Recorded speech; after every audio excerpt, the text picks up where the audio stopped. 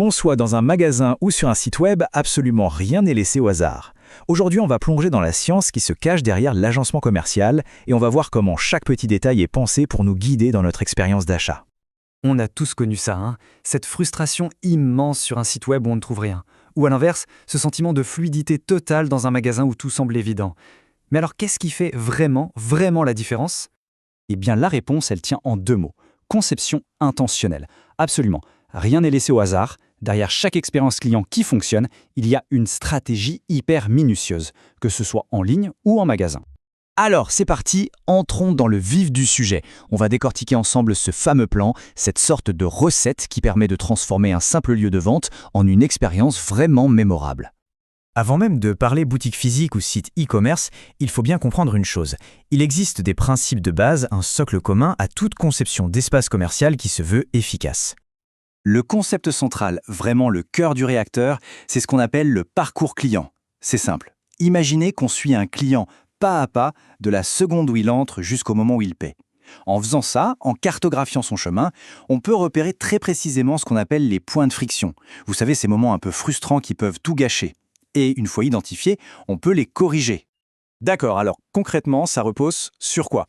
Sur 3 grands piliers. D'abord, tout part de l'identité. Qui est la marque, pour qui et pourquoi. Ensuite, le deuxième pilier, c'est l'analyse de ce fameux parcours client pour gommer toutes les aspérités. Et enfin, le troisième, c'est d'optimiser les différentes zones, l'accueil, les produits, la casse, pour que tout s'enchaîne de manière super logique. Bon, maintenant qu'on a la base théorique, passons à la pratique. On commence avec le monde virtuel. Comment est-ce que ces grands principes se traduisent sur un site d'e-commerce ? En ligne, le mot d'ordre, c'est la fluidité. L'objectif, c'est que la navigation soit si intuitive qu'on n'ait même pas à y penser. Il faut une recherche qui marche bien et un processus de paiement qui se fait en 2 temps 3 mouvements. Parce que la règle d'or, elle est impitoyable. Chaque clic inutile, c'est un client potentiel qu'on risque de perdre. Le plus gros défi du e-commerce, c'est évident, c'est qu'on ne peut pas toucher le produit. Du coup, tout le poids repose sur les visuels et le texte. Des photos de super qualité, des descriptions bien précises, c'est ça qui doit faire tout le travail pour donner envie et au final pour transformer un simple curieux en acheteur. Très bien, on quitte le monde digital et on revient les pieds sur terre, dans le magasin physique. Comment notre plan directeur s'applique maintenant dans un espace bien réel, où on peut se déplacer, toucher les produits, ressentir les choses ? En magasin, l'expérience devient carrément multisensorielle. Pensez-y, le parcours qu'on fait est très souvent guidé par le placement stratégique des produits. Le mobilier, lui, il est là pour raconter l'histoire de la marque. La signalétique, c'est pour ne pas se sentir perdu. Et puis il y a l'éclairage, les couleurs, tout ça, ça crée une ambiance. Chaque détail est là pour influencer notre ressenti. Et quand on y réfléchit bien, ces 2 mondes ne sont pas si différents. Une barre de recherche sur un site, c'est l'équivalent d'un panneau indicateur dans un magasin. Un panier d'achat bien optimisé en ligne, c'est comme une file d'attente hyper rapide à la caisse. Au fond, les objectifs sont exactement les mêmes, ce sont juste les outils qui changent. On pourrait facilement croire que le travail s'arrête une fois que le magasin ou le site est ouvert. Mais en réalité, c'est précisément là que tout commence. Un espace, ça doit vivre, ça doit évoluer. Parce qu'un design, même s'il est parfait le jour du lancement, a une sorte de date d'expiration.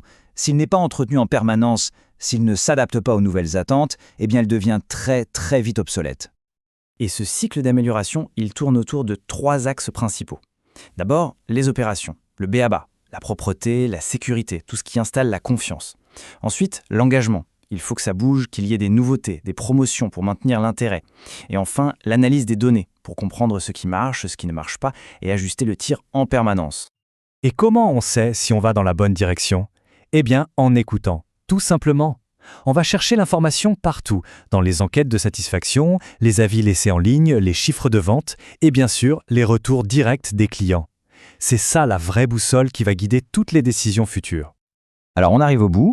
Si on devait résumer tout ça, qu'est-ce qu'il faudrait vraiment garder en tête ? Quel est le message essentiel ? Je dirais qu'il y a 3 choses à retenir.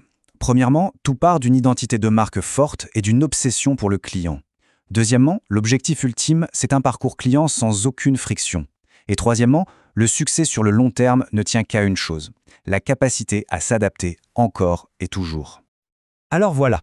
La prochaine fois qu'on se promènera dans un magasin ou qu'on surfera sur un site et qu'on aura ce sentiment que tout est facile, agréable, ou au contraire que tout est compliqué, on pourra peut-être prendre une seconde. Juste pour essayer de voir au-delà de la surface et de repérer les petits choix de design qui façonnent l'expérience. Car maintenant, on a quelques clés pour décoder ce langage silencieux qui nous entoure.